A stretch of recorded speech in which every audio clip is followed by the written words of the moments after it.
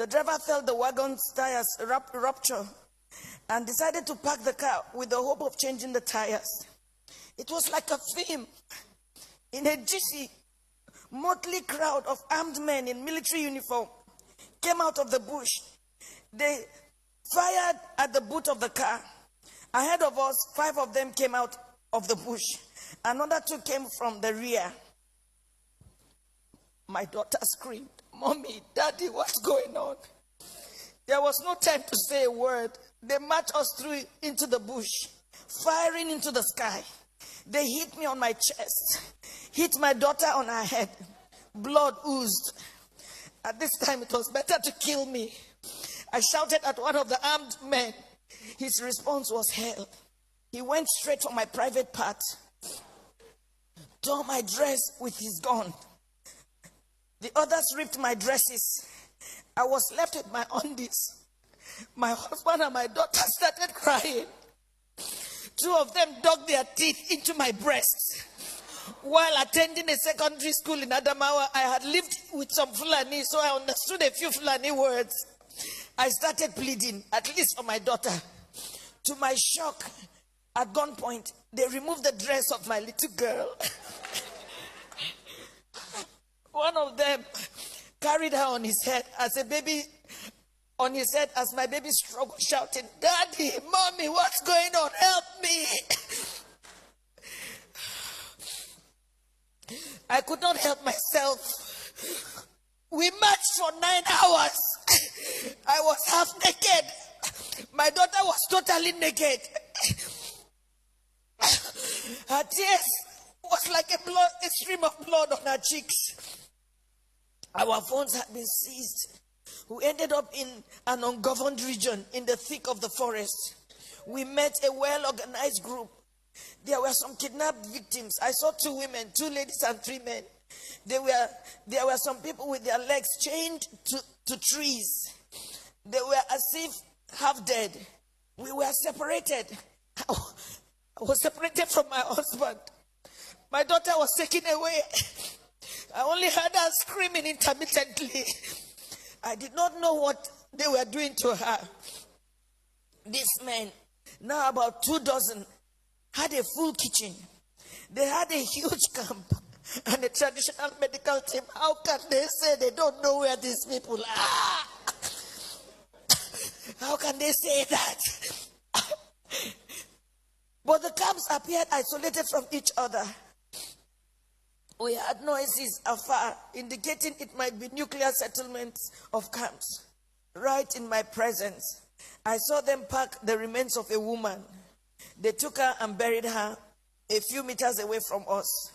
She had tribal marks.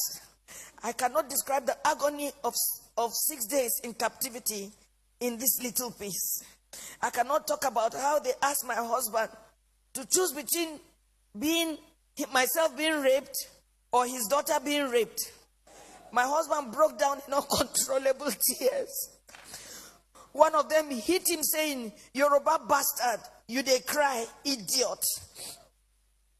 They now gave him an option that he should be raped by one homosexual among them. My husband, a devout Muslim. My husband is a devout Muslim. He told them that homosexual and rape of any kind was against Islam. They hit him with the butt of AK-47. What do you know about Islam? You can imagine, you are being asked to choose between being raped by a homosexual, your daughter just 9 years old, or your wife being raped. They gave the 4th option. If you fail to choose one, we would rape your daughter, rape you, the man, and rape me, the wife. I made myself the sacrificial lamb.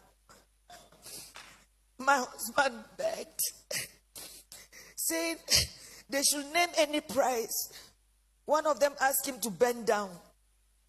3 beastly criminals sat on his back, jumping until he was too weak to stand.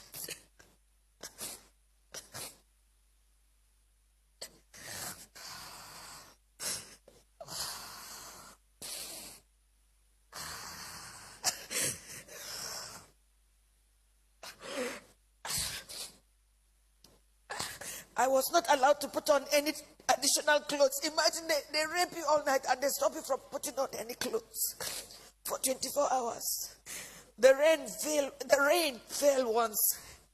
I became a relic at a sexual museum for the armed men who in turn addressed me and asked questions about my financial standing. New Fulani men joined the camp.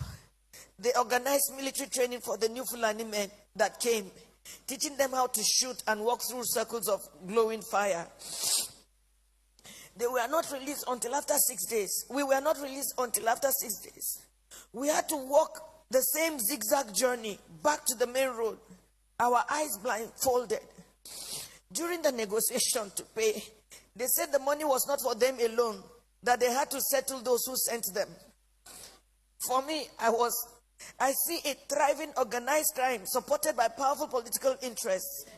Now, I do not think we were released to freedom after paying a whopping 8 million naira. I do not think we can ever be free.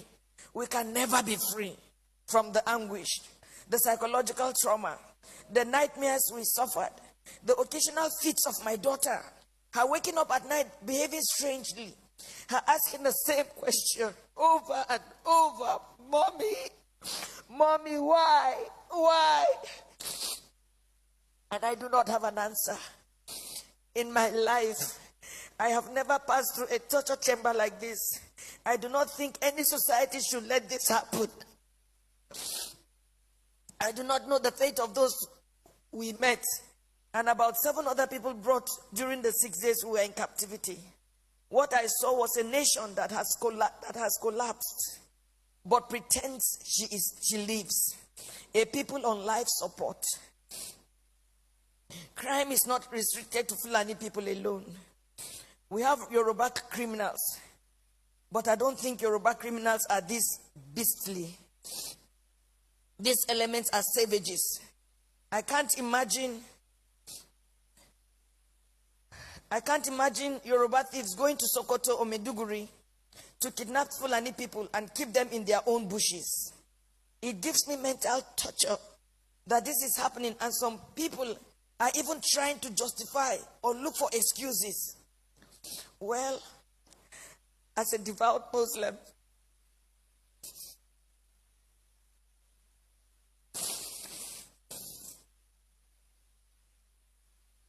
myself and my family have taken solace in Allah. Not the Nigerian police, not the army, not the government.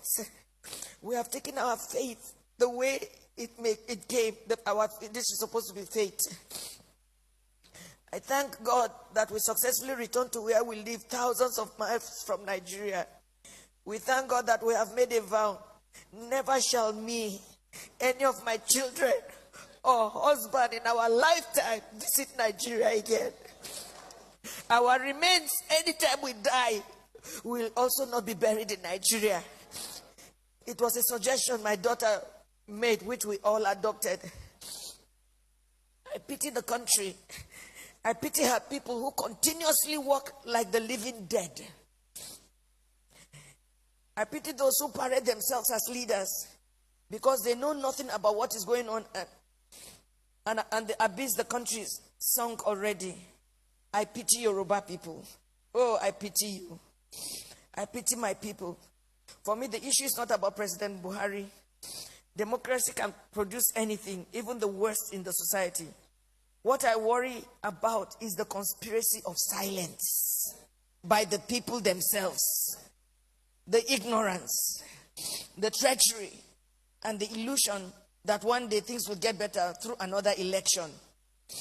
Since I was born in Nigeria, each year had led from bad to worse and on and on. I do not have a solution to what is going on, but I think very soon hell will let loose upon the earth as long as there is no law and order and anarchy and the rule of brutes in the order of the day. Once again, there can never be anything more comforting than my husband, who saw what I went through, but was able to encourage me, and even encourage me to write this little piece after months of agony and sociological imbalance. Good night, Nigerians.